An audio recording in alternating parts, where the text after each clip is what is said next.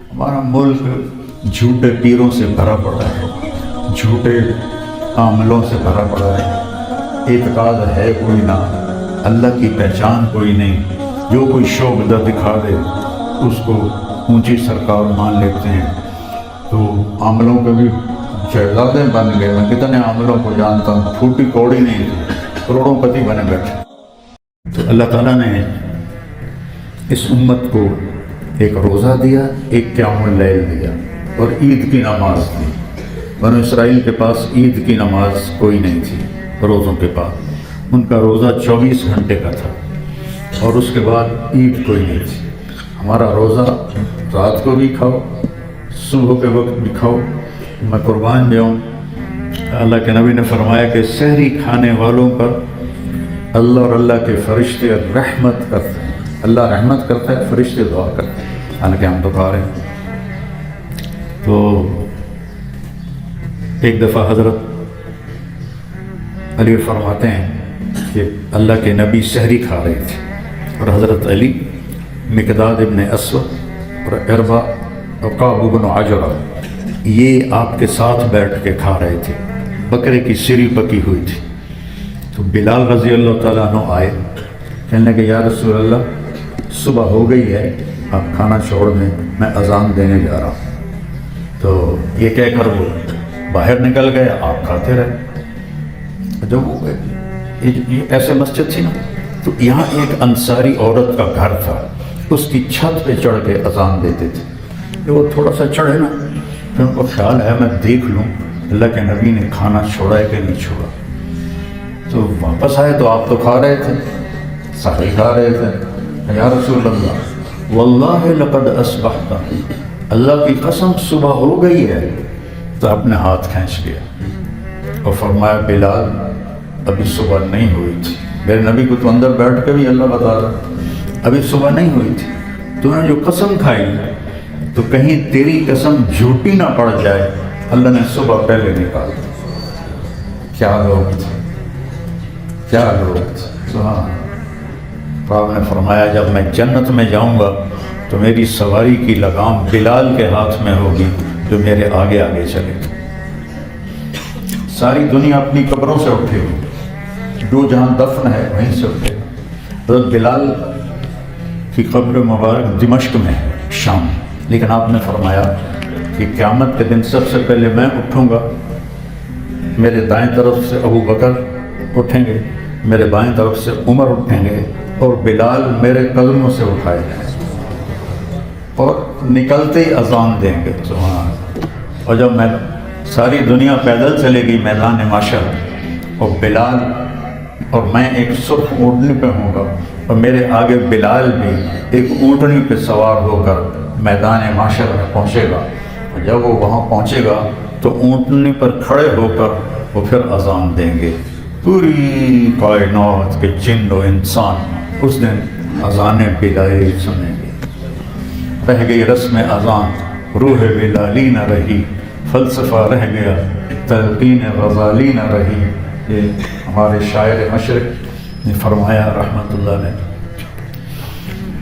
تو حضرت علی نے فرمایا اگر بلال قسم نہ کھاتے تو جب تک میرے نبی کھاتے رہتے اللہ نے صبح کو روک کے رکھنا تھا، جب آپ فارغ ہوتے پھر صبح ہوتی۔ بلال بھی میرے اللہ کا لاڈلا ہے، محبوب ہے۔ تو بھائیو، یہ نماز اور روزہ اور تلاوت یہ اسلام کے سب سے بڑی عبادات۔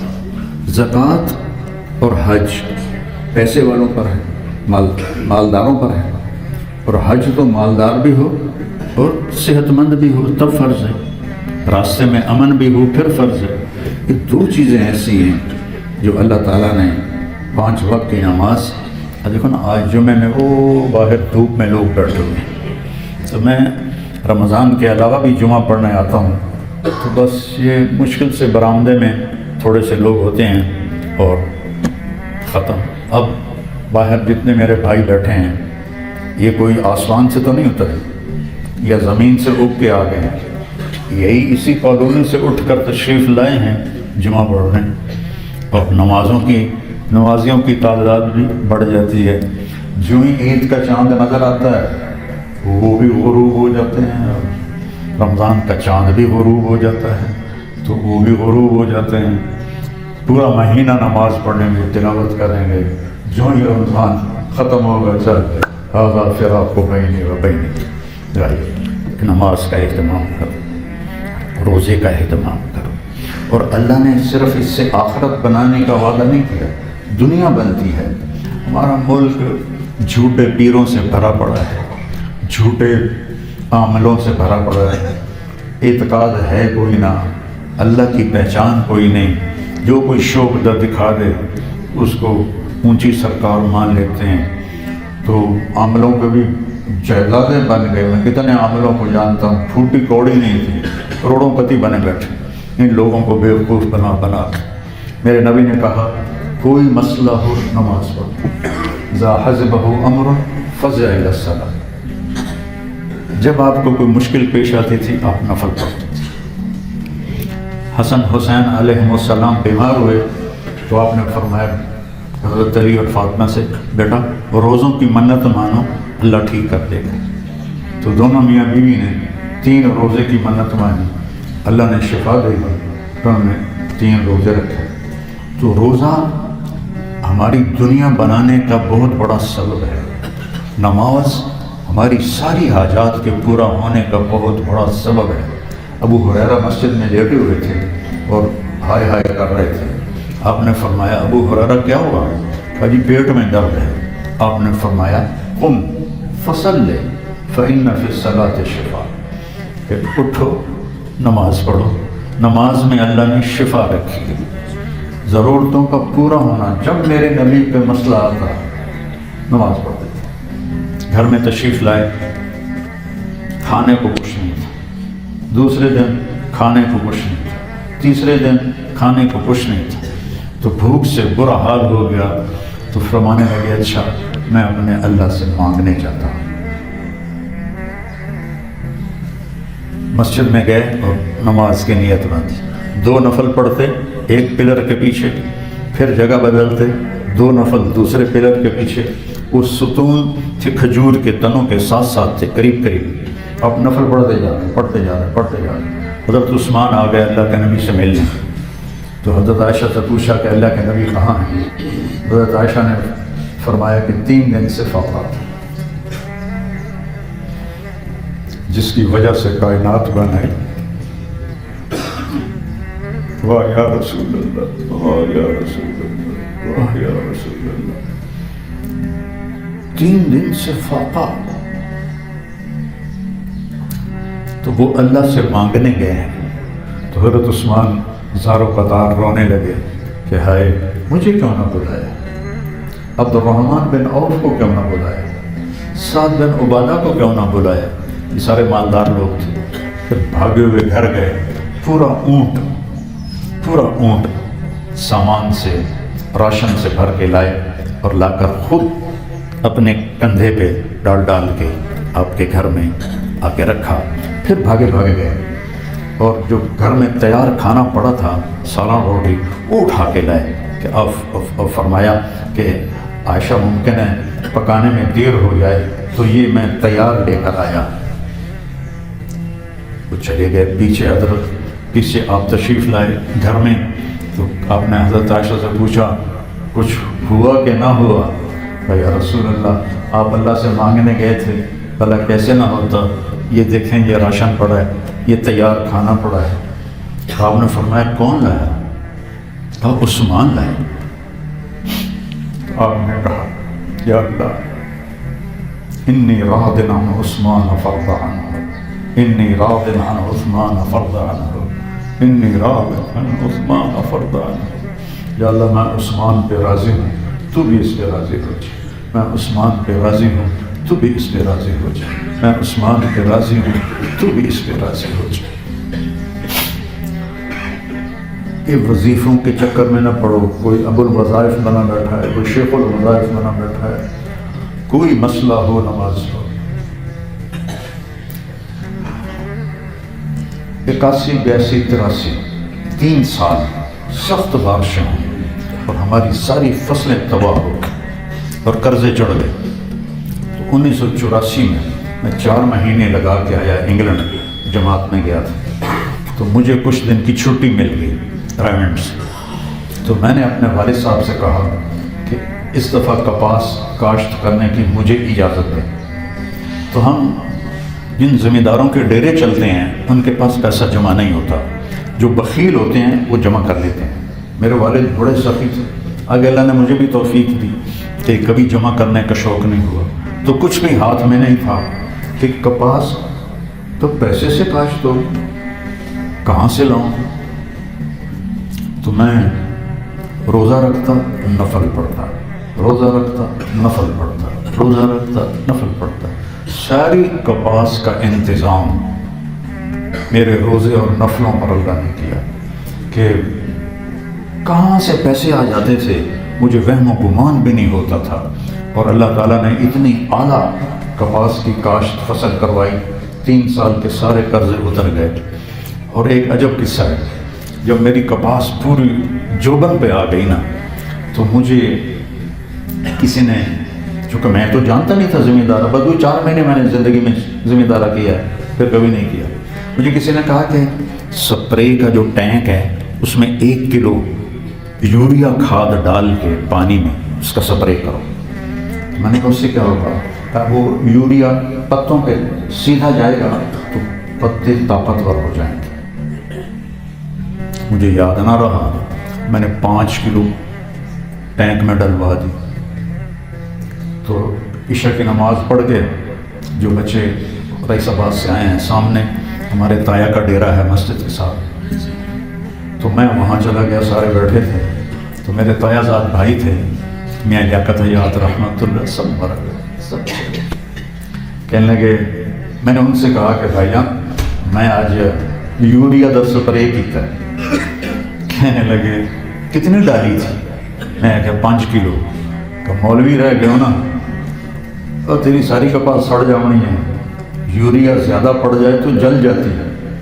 میں کہا ہن کی کراں؟ آخر لگے ہو تو پانی دا سپرے کر. میں کہا عشاء دی نماز تو بعد آیا، کتھوں ڈرائیور نو بلاواں، نوکر نو بلاواں، پانی وچ پاواں؟ یہ تو نہیں ہو سکتا. ہور کی طریقہ ہے کہ ہو رہے کہ بارش ہو جائے. میں کہا یہ ٹھیک ہے. میں بجائے گھر جانے کے واپس مسجد چلا گیا اور نفل شروع کر دی.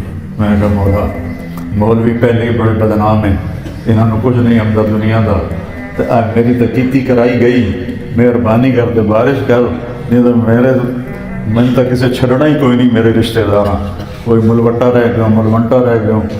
تو میں نفل پڑھے، مجھے یاد نہیں میں نے کتنے نفل پڑھے دعا بارش بارش بارش. یہ ستمبر کا مہینہ تھا جبکہ بارشوں کا موسم ختم ہو جاتا. تہجد میں مجھے گڑگڑاہٹ کی آواز آئی. میں کہہ لے بھائی سارے زمین لگتا ہے کم پڑ گیا. تو فجر کی نماز کا ٹائم ہونے سے پہلے 1 گھنٹہ بارش ہوئی مسلح دھار. اور بارش میں نماز پڑھنے کے لیے مسجد میں گیا. تو صبح جب ڈیرے میں بیٹھے تو میرے کزن لیاقت حیات رحمۃ اللہ کہنے لگے او مولانا صاحب تو اپنا بھلا تو سوچیا تو ساڈا تو نقصان کر دیتا ہے. ساڈی کپاس تو میں سپرے کرایا ہے تو سارا رڑ گیا. انہوں نے 1 دن پہلے سپرے کروایا تھا تو 3 دن بارش نہیں ہونی چاہیے تب وہ اثر کرتا. میرا تو سارا سپرے تو روڈ چڑھے، اپنا تو کام بنا لیا، میری کپاس ہری بھری ہو گئی، ان کو نقصان ہو گیا. تو اللہ کی قسم نماز کی عادت ڈالو، کسی کے پاس جانے کی ضرورت نہیں، نماز پڑھو اور روزہ رکھو، آپ کے اللہ کام کرے. ایک میرا کام اٹک گیا، دنیاوی نہیں دینی کام اٹک گیا. تو میں نے اس کے لیے 20 روزے رکھے مسلسل. میں کہ جب تک میرا یہ کام نہیں ہوگا میں روزے نہیں چھوڑوں گا. اس وقت میری ہمت تھی، میں بہت روزے رکھتا تھا. اب تو سر درد کی وجہ سے فرض بھی پورا کرنا ناممکن سا ہو گیا، تو میں رکھتا گیا. بیچ میں کراچی کا سفر آیا تو میں نے چولہا، انڈے، ڈبل روٹی ساتھ رکھے اور سحری میں اٹھ کر ریل گاڑی کے اندر میں نے اپنی سحری کا سامان تیار کیا اور روزہ رکھا. 20ویں روزے کی افطاری سے پہلے اللہ نے میرا کام کرا. روزہ صرف ہماری آخرت نہیں بناتا، ہماری دنیا بھی بناتا ہے۔ نماز صرف ہماری آخرت نہیں بناتی، ہماری دنیا بھی بناتی۔ تو ساری زندگی میں نے تو نماز سے اللہ کی بارگاہ میں اپنی درخواستیں رکھی، اور اس کے ساتھ ہمارے نبی وظیفے نہیں بتاتے تھے لمبے لمبے 1000 دفعہ اے پڑھو اے پڑھو اے پڑھو اے پڑھو۔ میرا نبی تو آسانیاں دینے کے لیے آیا تھا۔ یہ کتنے بیٹھے ہیں وظائف والے، یہ پڑھ لو تو رزق کے دروازے کھل جائیں گے۔ نبی کا طریقہ بتاتا ہوں۔ ایک صحابی نے عرض کی یا رسول اللہ، میرا جی چاہتا ہے کہ میرا رزق کھل جائے، کشادہ ہو جائے۔ یہ تو صحابہ بھی چاہتے تھے، ہم کیوں نہیں چاہتے کہ اللہ ہماری روزی کھلی کر دے؟ تو میرے نبی نے اتنا سوکھا کام بتایا کہ آپ سارے کر سکتے ہیں۔ آپ نے فرمایا ادیم علی الطہارہ یوسع علیک رزق، باوضو رہا کر، اللہ تیرا رزق بڑھا دے گا۔ کیا کہا میں نے؟ بولو، باوضو رہا کر، اللہ تیرا رزق بڑھا دے گا۔ تو 30-35 سال پہلے میں نے یہ حدیث پڑھی تھی، اس وقت سے آج تک میں 24 گھنٹے وضو میں رہتا ہوں، اور اللہ تعالیٰ وہاں سے دروازے کھولتا ہے کہ وہم و گمان بھی نہیں ہوتے۔ تو مسلمان کے لیے نا امیدی تو کفر ہے جب اللہ ہمارے سروں پر ہے، شارک سے قریب ہے، خزانے اس کے بھرے ہوئے ہیں، محمد رسول اللہ کی شفاعتی ہیں، تو ہم تو دو کریمین کے درمیان ہیں۔ ہمیں نماز ملی ہے، ہمیں روزہ ملا ہے، ہم روزہ رکھیں، ہم نماز پڑھیں، اللہ کے سامنے پیش کریں، تو اللہ غیب سے ہمارے کام بنائیں۔ تو روزے کو میرے نبی نے فرمایا جس نے ہر مہینے 3 روزے رکھے، ہر مہینے 3 روزے، تو وہ سارا سال کا روزے دار بن جائے گا۔ میرے نبی چاند کی 13، 14، 15 کو 3 روزے رکھتے تھے ہر مہینے۔ تو آپ نے کہا جو ہر مہینے 3 روزے رکھے گا وہ سارے سال کا روزے دار اللہ کی بارگاہ میں کہلائے گا۔ تو بھائیو، اپنے زندگی کو خوبصورت بناؤ نماز کے ساتھ اور روزے کے ساتھ، اور اپنے دل کو صاف رکھو۔ میرے نبی نے روزے کی اہمیت بتائی کہ اگر تمہارا روزہ ہو اور کوئی تمہیں گالی دے، کوئی تمہیں برا بھلا کہے، کوئی تم سے لڑنے لگ جائے، تو آگے کہنا بھائی میرا روزہ ہے، میں کچھ نہیں کہوں گا۔ روزے کی حفاظت اس حد تک کرنے کا حکم ہے۔ گالیاں برداشت کرو، اس کا جھگڑا برداشت کر لو، جواب بنا دو، بھائی میرا روزہ ہے، انی صائم، میرا روزہ ہے۔ تو میرے دوستو، پچھلے رمضان میں کتنے لوگ زندہ تھے، آج میرا اپنا جوان بیٹا پچھلے رمضان میں ہمارے ساتھ تھا، آج نہیں ہے۔ تو موت کے آنے کا تو کوئی وقت مقرر نہیں ہے۔ اجل ہی نے چھوڑا نہ کسرا نہ دارا، اجل موت کو کہتے ہیں، اسی سے سکندر صفاتے بھی ہارا، ہر ایک لے کے کیا کیا نہ حسرت سے دھارا، پڑا رہ گیا سب یوں ہی ٹھاٹ سارا، جگہ جی لگانے کی دنیا نہیں ہے، یہ عبرت کی جا ہے تماشا نہیں۔ تو اپنی زندگی کو قیمتی بناؤ، کسی سے لڑے ہوئے ہو معاف کر دو، جا کے اس سے ملاقات کر لو۔ کوئی تم سے لڑا ہوا ہے تو اس کو جا کے راضی کر لو، اور اپنے دل کو سب کے بغض سے صاف کر دو، تو اپنی زبان کو گالی، جھوٹ، غیبت اور بے عزت کر یہ نکال دو، تو انشاءاللہ یہی روزے، نماز، تراویح یہ ہماری سواریاں بنیں گے اور ہمیں جنت میں لے جائیں گے۔ مدینے والوں کو پتہ چلا کہ مکے والے تو ہر 4 رکعت کے بعد طواف کرتے ہیں، ہمارے پاس تو بیت اللہ کوئی نہیں، تو ہم کیا کریں؟ تو انہوں نے 20 کی 40 پڑھنا شروع کر دیا، 40 رکعت پڑھتے تھے۔ کتنے لوگ ہیں جو 8 پڑھ کے بھاگ جاتے ہیں، نہ بیمار ہوتے ہیں، نہ کوئی کام ہوتا ہے، نہ کوئی تھکن ہوتی ہے، صرف جان بچانے کے لیے 8 تراویح پڑھ کے اٹھ کے باہر نکل جاتے ہیں۔ وہ کوئی گناہ نہیں کر رہے، چونکہ تو جو نوافل ہیں 8 پڑھ لے، 10 پڑھ لے، لیکن نقصان بہت کرتے ہیں۔ تراویح کے ہر سجدے پر قیام اللیل، حدیث میں تو قیام اللیل کا لفظ ہے، تو میں تراویح کہہ رہا ہوں، چونکہ قیام اللیل سے یہی مراد، ہر سجدے پر 1500 نیکی لکھی جاتی ہے۔ تو اگر ہم یہاں باہر چھوٹا سا اشتہار لگا دیں کہ جو حسنین کی مسجد میں آ کے تراویح پڑھے گا اس کو ہر سجدے پر 1500 روپے دیے جائیں گے. تو لوگ اپنے دادیاں بھی چاہ کے موٹیاں تے لے آؤں, اتنے لڑائیاں تے ڈنڈے چل جاؤں گے, نانے نو بھی چاہ لے آؤں گے, دل کرے تو قبراں چ اٹھا کے لے آؤں. وہ چھتوں تک لوگ ہوں گے, چھتوں تک. 1,000 نیکی ہے جو ابدی دولت ہے, کبھی ضائع نہیں ہوگی. جس سے یہاں پیسہ نظر آتا ہے, نیکی ابھی ہم نماز پڑھ کے فارغ ہوں گے تو کچھ بھی شکل سامنے کوئی نہیں, ختم ہو گئی. جب ہم مریں گے تو پیسے غائب ہو جائیں گے اور نیکیوں کی اللہ شکل بنا کر سامنے کرے.